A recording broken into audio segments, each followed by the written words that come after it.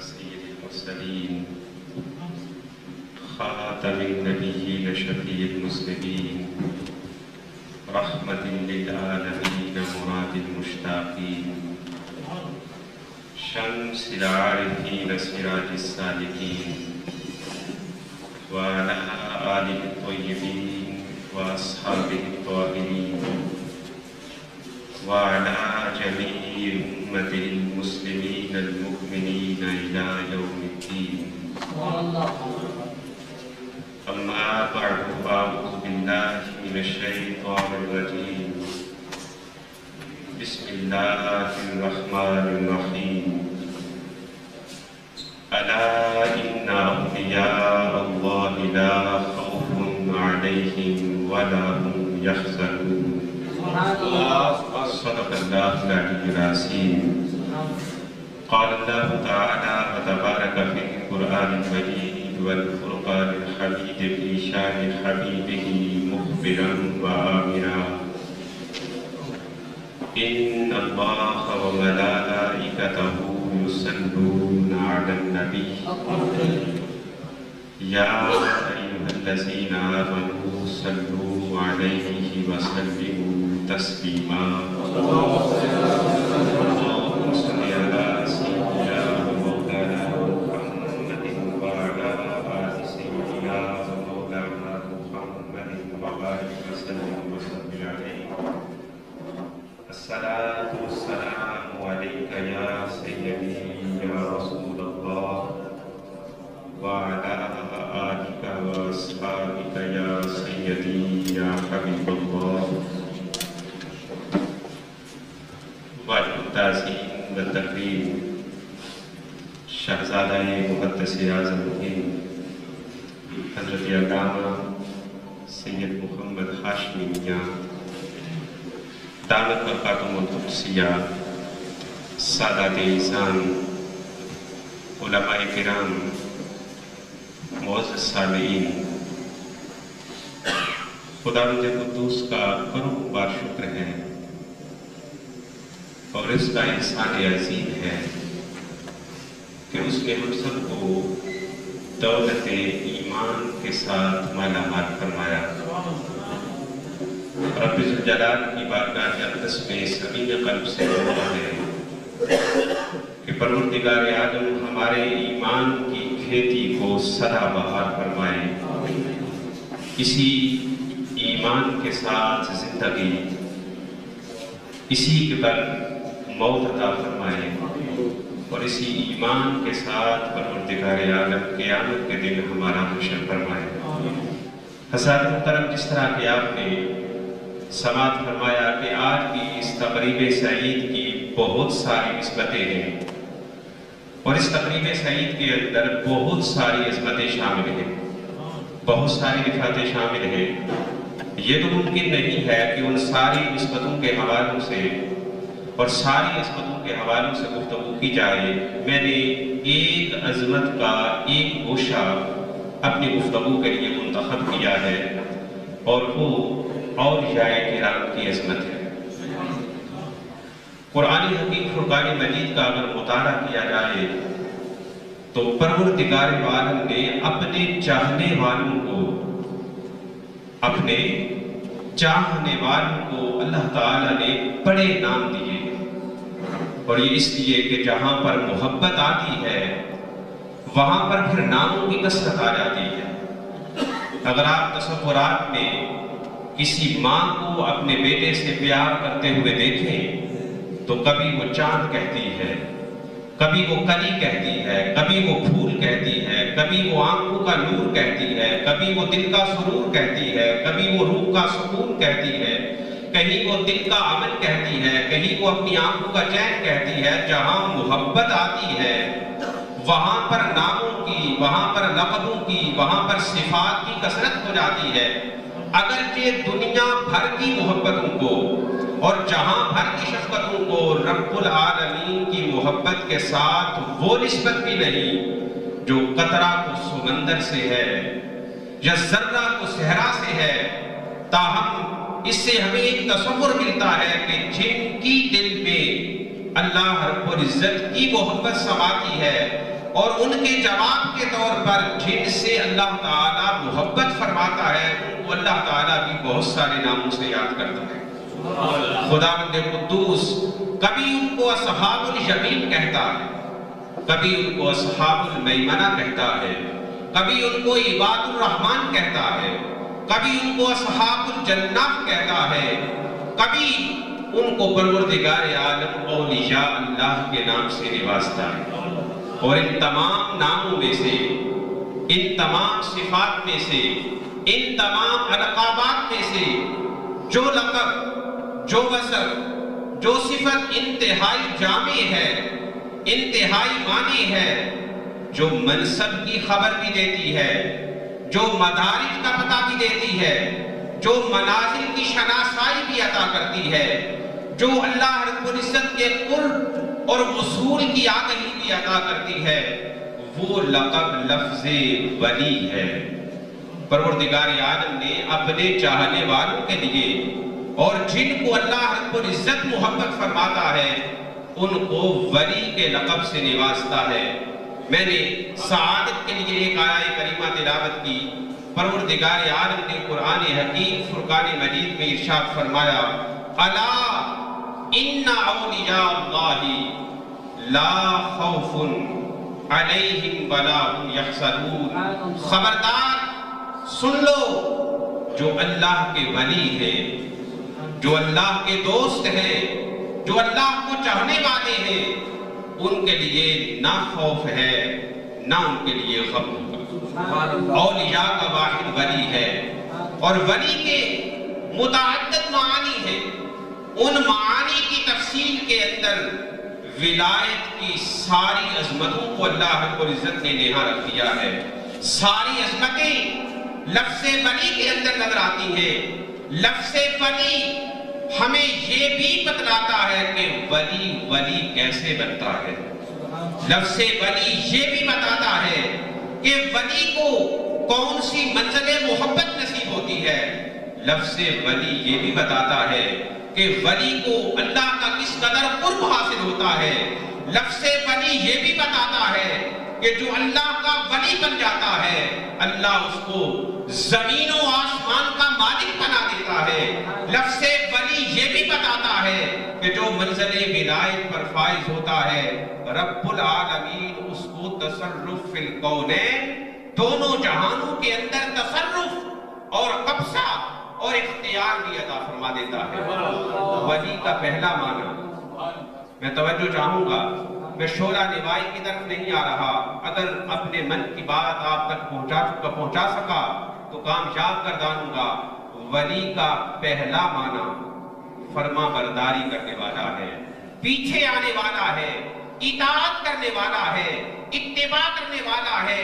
الولی من توالت طاعته من غیر تخلل معصیت، ولی وہ ہے جو سر کی چوٹی سے لے کر پاؤں کے تلووں تک سراپا اتباع مصطفیٰ ہوتا ہے صلی اللہ تعالی علیہ وسلم۔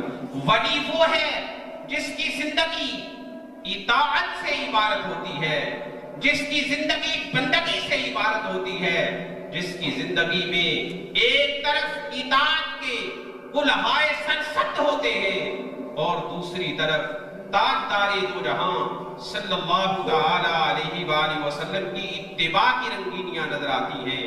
پروردگار عالم نے فرمایا ان اولیاءہ الا المتقون، اور فرمایا الذین آمنوا وکانوا یتقون۔ ولی کی بنیادی پہچان یہ ہے، ولی کی شناخت یہ ہے، ولی کی ولایت کو پرکھنے کے لیے کسوٹی یہ ہے کہ ولی متقی ہوتا ہے، ولی متقی ہوتا ہے۔ اور رئیس المفسرین امام فخر الدین رازی علیہ الرحمہ تفسیر کبیر میں فرماتے ہیں المتقی، متقی کون ہے؟ ولایت کی کسوٹی اور ولایت کا معیار تقویٰ ہے، پرہیزگار ہونا ہے۔ پرہیزگاری کس چیز کا نام ہے؟ تقویٰ کس چیز کا نام ہے؟ فرماتے ہیں المتقی من سلک سبیل المصطفیٰ صلی اللہ تعالی علیہ وسلم۔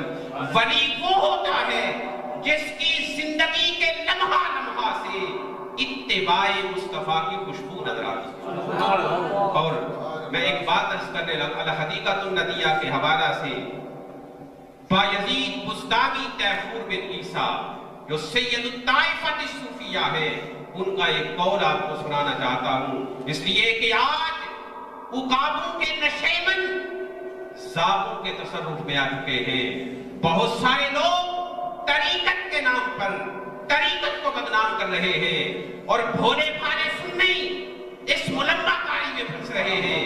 آپ فرماتے ہیں لو اعتجا الرجل لو اعتجا من الکرامات من احیاء الموتى والمشي على الماء والتربع في الهواء وطي المسافة البعيدة في الزمن القليل فلا تغتروا به حتى تنظروا كيف تجدونه عند الأمر والنهي وحفظ الحدود وأداء الشریعة المحمدیہ۔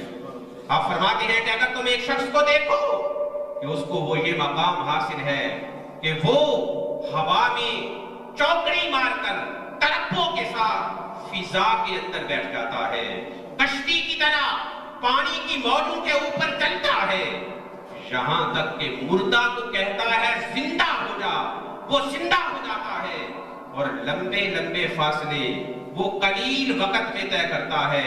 تو یہ باتیں دیکھ کر دھوکے میں نہ آ جانا، یہ ولایت کی پہچان نہیں۔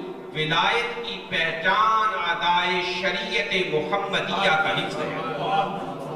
ولایت کی پہچان یہ ہے کہ تاجدار دو جہاں صلی اللہ تعالی علیہ وآلہ وسلم کی کس قدر اتباع اس کے اندر موجود ہے، کس قدر آقا دو جہاں صلی اللہ علیہ وسلم کا حسن اس کے پیکر کے اندر نظر آتا ہے۔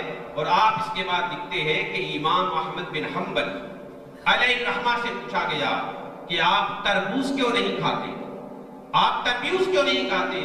آپ نے فرمایا مجھے پتا ہے تربوز کا کھانا جائز ہے، یہ ولایت ہے، یہ ولایت کا معیار ہے۔ آپ نے فرمایا مجھے خبر ہے تربوز حلال ہے، اس کا کھانا جائز ہے، مگر میں اس لیے نہیں کھاتا انہو لم یثبت عندی کیف اکلہ النبی صلی اللہ علیہ وسلم۔ میں چاہتا ہوں تربوز کھاؤں اور اس ادا سے کھاؤں جس ادا سے مصطفیٰ کریم نے کھایا ہے، اور مجھے خبر نہیں کہ میرے آقا نے تربوز کس انداز سے کھایا ہے، لہذا میں تربوز نہیں کھاتا۔ یہ ولایت کی پہچان ہے، یہ ولایت کی پہچان ہے۔ یہی وجہ ہے کہ جب بیابانوں کے اندر شہنشاہ بغداد رضی اللہ تعالیٰ عنہ کا امتحان آیا، آپ کو پیاس تھی، ایک نورانی بادل آیا، اس نے بادلوں کا آپ کے اوپر سایہ کر دیا، اس کے اندر سے پانی نکلا، پانی پینے ہی والے تھے کہ اس کے اندر سے آواز آئی کہ عبد القادر میں تیرا خدا بول رہا ہوں، تو نے مجاہدے کیے، تو نے ریاستیں کی، تو نے مشقتیں کی، آج تمہیں میں عبادت سے مکلف نہیں ٹھہراتا، عبادت تجھ سے معاف کر دیتا ہوں۔ آپ نے فوراً اس جملہ کو تاجدار دو جہاں صلی اللہ علیہ وسلم کی سیرت میں دیکھا کہ نبی دو جہاں صلی اللہ علیہ وسلم کا یہ مقام، یہ منزلت، یہ رتبہ، آپ کو یہ حکم نہیں ہوا، مجھے یہ کیسے کہا جا رہا ہے کہ آج مجھے عبادت کی ضرورت نہیں؟ پہچان گئے شریعت مصطفیٰ علیہ تحیت و ثنا کی کسوٹی سے، پہچان گئے کہ یہ آواز رحمان کی نہیں، یہ آواز شیطان کی ہے۔ لاحول پڑا، شیطان سامنے آیا اور شیطان نے کہا عبد القادر اس منزل ولایت پر میں نے بڑے اولیاء کو بہکا دیا ہے، مگر تجھے تیرے علم نے بچا دیا ہے۔ آپ نے فرمایا مردود دور ہو، تیرا ایک داؤ نہیں لگا، دوسرا داؤ لگانا چاہتا ہے، مجھے میرے علم نے نہیں اللہ کے فضل نے بچایا، اللہ کے فضل نے بچایا ہے۔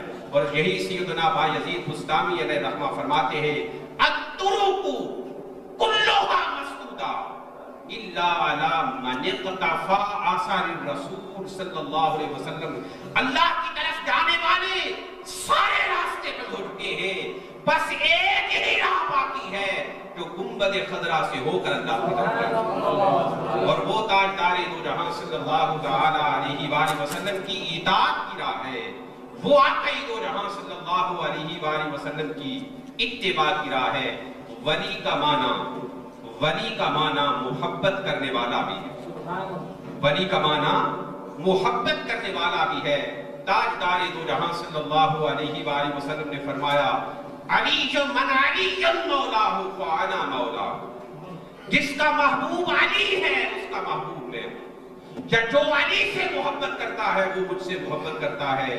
اور موالات محبت کو بھی کہتے ہیں، تو ولی کا معنی محبت کرنے والا بھی ہے۔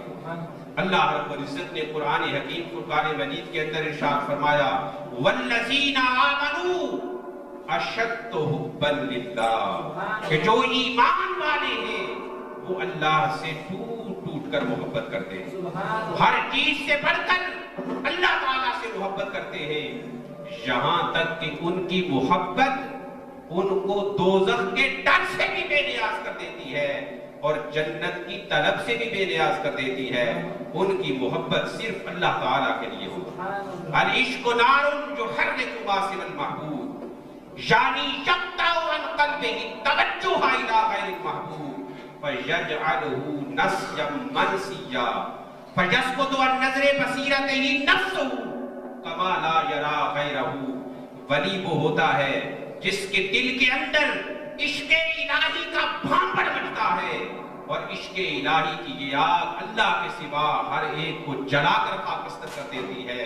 پھر جس طرح ولی اللہ کے سوا غیر کو نہیں دیکھتا، ولی کو اپنا وجود بھی نظر نہیں آتا، اور وہ محبت کی اس منزل پر فائز ہوتا ہے جس کو داتا گنج بخش علی اجمیری علیہ الرحمٰن نے کشف المحجوب کے اندر بیان کیا سیدنا ذوالنون مصری کے حوالہ سے، کہ ان کی حالت یہ ہوتی ہے کہ خانہ کعبہ کے حج کے لیے گئے، مکہ المکرمہ تشریف لے گئے، خانہ کعبہ کو دیکھا اور کہا میں کعبہ کو دیکھنے تو نہیں آیا، واپس آئے، پھر گئے، مجاہدات کے بعد داتا گنج بخش علی اجمیری فرماتے ہیں جب سید ذوالنون مصری دوبارہ گئے، جو ہی حرم کعبہ میں قدم رکھا کعبہ بھی نظر آیا، کعبہ والا بھی نظر آیا، پھر کہا کہ ابھی بھی تو ہی ہے، کعبہ بھی نظر آ رہا ہے، پھر واپس آئے، اور جب تیسری بار گئے تو حالت یہ تھی کہ جگ میں آ کر ادھر ادھر دیکھا تو ہی آیا،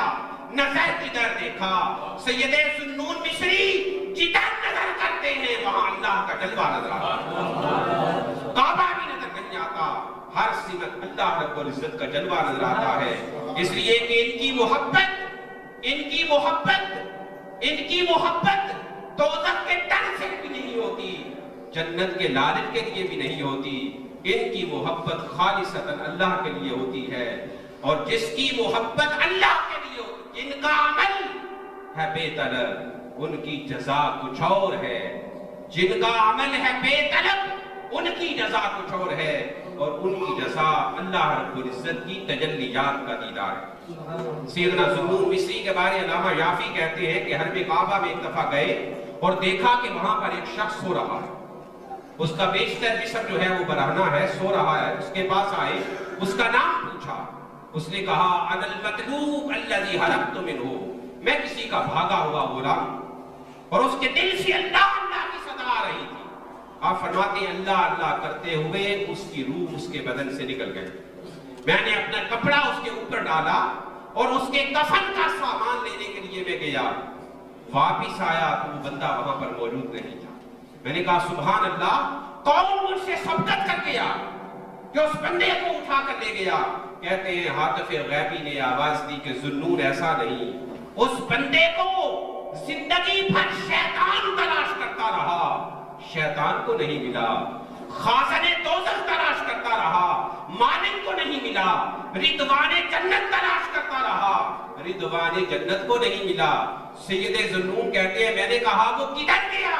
آواز آئی فی مقعد صدق عند ملیک مقتدر، وہ تو عزتوں والے بادشاہ کے پاس عزت و اکرام کی جگہ پر بیٹھا۔ جن کی طلب ایسی ہوتی ہے ان کو پھر یہ سعادتیں نصیب ہوتی ہیں، ان کو پھر یہ عظمتیں نصیب ہوتی ہیں۔ ان کو پھر یہ رفعتیں نصیب ہوتی ہیں. تبھی تو سیدہ رابعہ بصریہ رضی اللہ تعالی عنہا کو سحری کے وقت کسی نے یہ التجا کرتے ہوئے دیکھا کہ باری تعالیٰ اگر میری عبادت تیری دوزخ کے ڈر کی وجہ سے ہے تو مجھے دوزخ میں جلانا، اگر میری عبادت تیرے جنت کے لالچ کے لیے ہے تو اپنی جنت سے مجھے محروم کر دینا، اور اگر میری عبادت تیری رؤیت کے لیے ہے، تیرے دیدار کے لیے ہے، تو اپنی تجلیات عطا کر. اور علامہ قاضی ثناء اللہ پانی پتی علیہ الرحمہ والذین آمنوا اشداء حبا للہ کے تحت لکھتے ہیں کہ چونکہ ان کی عبادتیں خالصتاً اللہ رب العزت کی محبت کے لیے ہوتی ہیں، اس لیے قیامت کا دن ہوگا، پروردگار عالم مشرکوں کو بلائے اور مشرکوں کے سامنے ان کے بتوں کو جہنم کی آگ کے اندر پھینکے گا اور فرمائے گا کہ اگر تم ان کی محبت میں سچے ہو تو اپنے معبودوں کے ساتھ تم بھی جہنم کے اندر کود جاؤ. اگر یہ کھڑے رہیں گے جہنم کے اندر نہیں کودیں گے، تب عرش کے نیچے سے آواز آئے گی، پروردگار عالم اپنے اولیاء کو بلائے گا اور کہے گا اولیائی ان کنتم صادقین فی محبتی فادخلوا فی جہنم. مجھے چاہنے والوں اگر تم مجھے چاہتے رہے ہو تو میرا حکم ہے کہ جہنم کے اندر کود جاؤ. آپ فرماتے ہیں فَيَقْتَحِمُونَ فِيهَا، اولیاء کرام اللہ کو اللہ کے لیے چاہنے والے ایک لمحہ کے لیے بھی سوچیں گے نہیں، وہ جہنم کے اندر کود جائیں گے. فَيَجِدُونَهَا بَرْدًا وَسَلَامًا، اور جو ہی اللہ والوں کا وجود جہنم کے اندر جائے گا، جہنم جنت کے اندر تبدیل ہو جائے گی، آگ باغ کے اندر تبدیل ہو جائے گی. ان نے جہنم کے اندر چھلانگیں اس لیے لگائیں کہ ان کی عبادتیں اور ان کی ریاضتیں جہنم کے ڈر کے لیے نہیں تھیں، اللہ کی رضا، اللہ کی خوشنودی کے لیے تھیں، جو اللہ رب العزت نے ان کو عطا فرمائی. پروردگار عالم کی بارگاہ اقدس میں صمیم قلب سے دعا ہے کہ پروردگار عالم ان اولیاء کرام کی اطاعت کا صدقہ، اطاعت کا ایک ذرہ ہمیں عطا فرمائے اور ان کی محبتوں کے صدقہ سے محبتوں کا ذرہ ہمیں عطا فرمائے. انہی اطاعتوں اور محبتوں پر زندگی اور انہوں کے ساتھ موت نصیب فرمائے. وما علیہ الا البلاغ.